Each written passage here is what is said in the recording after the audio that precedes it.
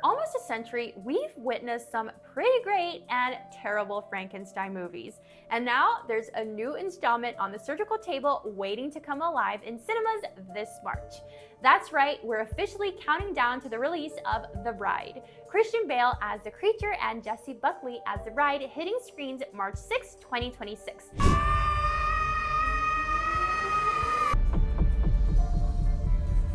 So today, we'll be exploring 10 Frankenstein movies you need to see before the new era begins. One of these nearly got a classic scene banned for decades. Number 10, The Evil of Frankenstein, 1964. Kicking things off is a movie that felt like a turnoff. After years of dodging Universal's flathead copyright, Hammer Studios finally got the green light to use the iconic silhouette. To fit wrestler Kiwi Kingston's massive frame, the crew literally had to rebuild the laboratory doorways so he wouldn't demolish the sets. Even more intense, Peter Cushing did his own stunts, resulting in third-degree burns when the heat built up fast. The design team really did a great job because the design here is like a mind-bending art gallery. Director Freddie Francis used elaborate lab sets and bubbling multicolored liquids that basically invented the 60s acid rock aesthetic before it was cool. While critics mocked the facial cream makeup, the image of the creature frozen in a translucent glacier became permanent horror memory for many, including me. By turning the monster into reprogrammable blank slate, it predicted modern sci-fi themes of mind control, proving you could ditch the shadows and still have a dangerous, unpredictable beast. It's a historical masterpiece that still brings the heat, no pun intended. Number 9, Frankenstein Must Be Destroyed, 1969. If the last one was a dream, this is a straight-up nightmare. We get a baron who has gone full villain, blackmailing a young couple into a gruesome brain transplant. It was so mean-spirited that Peter Cushing, the nicest guy in horror, actually apologized to his co-stars between takes. The production was gritty too, with Hammer executives forcing a controversial assault scene into the film against the director's wishes, just to make it racier for American markets. The makeup and props work leaned into pure grime. They had a severed head prop with hidden pumps to make the brain pulse, and it was so grossly convincing it made the crew physically ill on set. The creature here isn't a bolt-necked giant, it's just a guy trapped in a body his own wife doesn't recognize. Definitely not the best Frankenstein design concept, but at least it's better than nothing. By trading clean labs for a mud-soaked basement and a burst water pipe mid-surgery, it basically gave birth to body horror. It's a brutal reminder that the new Prometheus myth is really about the creator losing his soul. Number 8, The Revenge of Frankenstein, 1958. Down and brutally murdered. The projection of this movie was a total sprint. The script was written in just 6 weeks because the studio pre-sold the movie in America using nothing but a poster. Filming started at Bay Studios just 3 days after Dracula wrapped, using the same castle hallways for 5 different rooms just by moving furniture around. To keep things fresh, the prop team used real animal tissue for the brain scenes, which had to be replaced daily because it would rot under the hot studio lights. You can only imagine that smell. What I love is how it flipped the script. We get a perfect man who slowly turns into a cannibalistic beast. It moved the franchise away from lumbering giants and into sophisticated intellectual horror. The Baron even uses a charity hospital as a secret supply house for fresh limbs. By exploring nature versus nurture through a botched transplant, it feels incredibly relevant to modern debates on cloning. It proved you don't need a scarred face to be terrifying. Sometimes a clinical doctor is way scarier. Number 7, Son of Frankenstein, 1939. To spread new terror.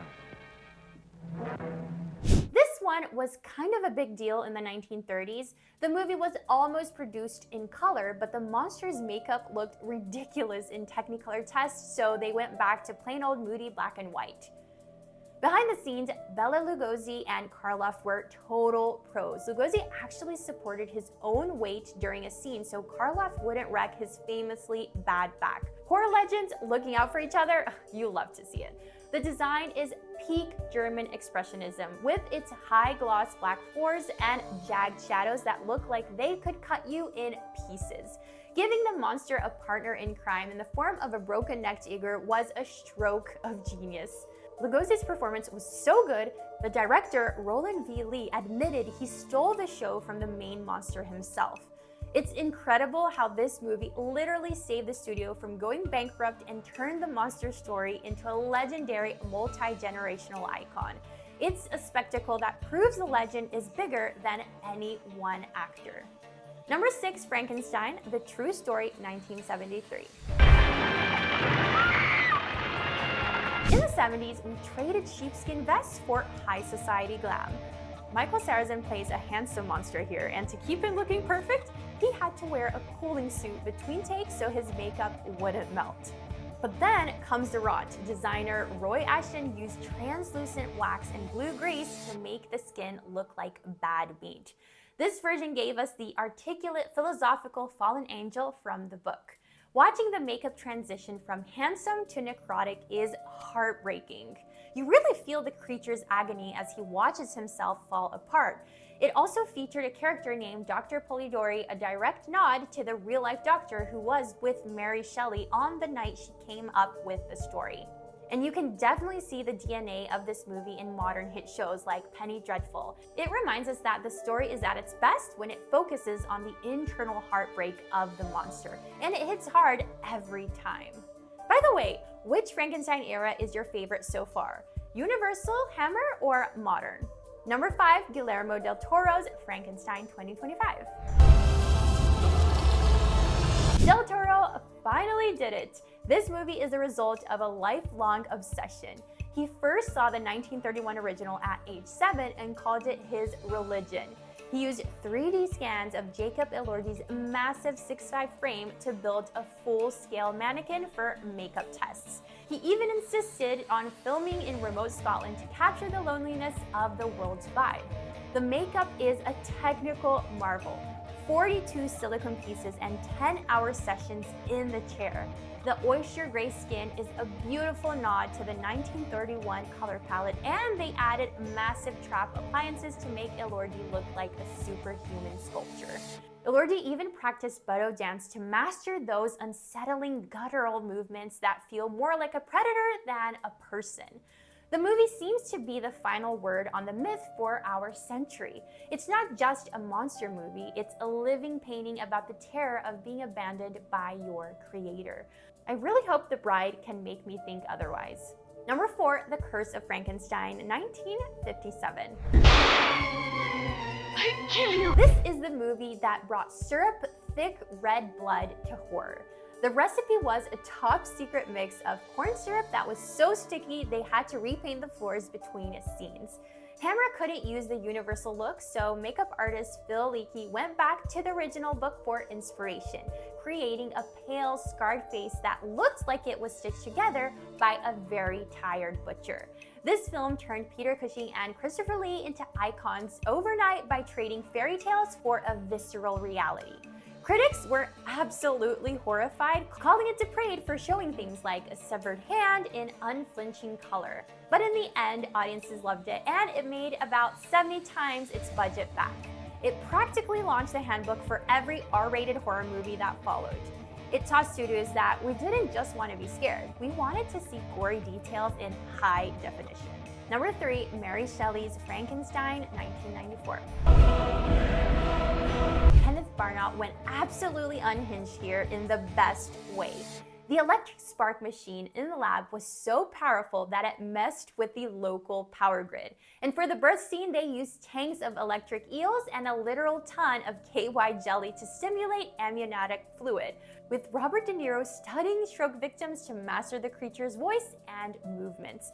The makeup looks like raw muscle stitched together in a panic, a far cry from the bolted look. Barna built a 360-degree lab with no cheated walls so the camera could fly around in a constant frenzy. He wanted the science to feel plausible while making the birth imagery as dangerous as possible. This is a high-budget reminder that Frankenstein is a family tragedy. Seeing the creature learn to read through a hole in the wall is so poignant. It proves that the story belongs in the Grand Theater just as much as it does in a grindhouse. Number 2, Bride of Frankenstein, 1935. Director James Whale was determined to make this a memorable one. The bride's hair is iconic, but it was a chore.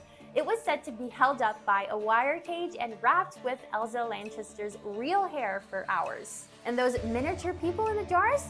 That was a technical miracle in 1935, using painstaking split-screen shots to produce it. The censors absolutely hated this movie. Whale snuck in so much dark humor and Christian imagery, like the monster being bound in a crucifixion pose, that it almost got banned in several states. The Bride has become such an independent icon phenomenon that she's influenced everything from the Rocky Horror Picture Show to the new Gyllenhaal movie. Sequels just don't get better than this. Number 1, Frankenstein, 1931. To shock women into uncontrolled... At last, the lightning strikes that started it all. Many were skeptical about this movie, but most especially the censors. Apparently, they were so offended by the "It's alive" scene that they partially muted it for decades, alongside the famous lake scene with the little girl. Boris Karloff was an absolute tank. He lost 20 pounds during the shoot and wore 11-pound lead boots to get Frankenstein's signature walk. Makeup artist Jack Pierce worked for 3 weeks trying to create the look, using wads of cotton wool for the wig and flammable plastic for the skin. The bolts in the neck were so hard to remove, they actually left permanent scars on Karloff's neck. They even had to invent new sound recording techniques because the electrical sparks were so loud they drowned out the actors. This movie established the entire visual language of the franchise. The bolts, the assistant, the fear of fire, it's all here. It's the absolute OG that still burns bright today. Boo! That's it, monster fans. Our topic has been the leading story for over 90 years, but could soon be overthrown by Maggie Gyllenhaal's The Bride, hitting theaters on March 6th. Which Frankenstein movie would you put at number 1? Tell us below, and when you're done with the classics, check out our 11 things Scream fans missed for more horror deep dive. Tell us below, and when you're done with the classics, check our 11 things Scream fans missed for more horror deep dives. Stay weird, and I'll see you in there.